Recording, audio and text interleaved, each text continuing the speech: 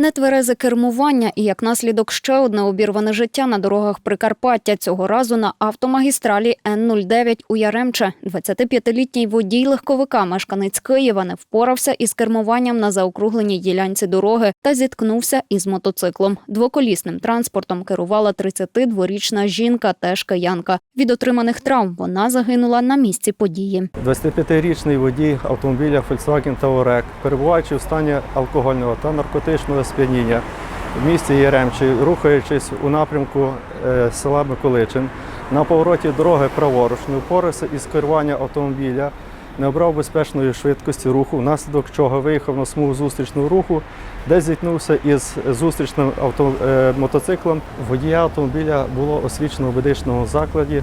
В його крові виявлено алкоголь у кількості 1,19 проміле. За фактом аварії слідчі розпочали кримінальне провадження за частиною 3 статті 286 Кримінального кодексу України. Водія затримали, наразі триває досудове розслідування. Правоохоронці встановлюють усі обставини трагедії. На даний час у кримінальному провадженні призначено ряд судових експертиз, допитано свідків, які вказують на причетність даного водія до вчинення даної дорожньо-транспортної пригоди. Буде встановлено причина смерті загиблої, технічний стан транспортних засобів, місце, де було вчинено зіткнення транспортних засобів, а так само з якою швидкістю рухалися обидва транспортні засоби.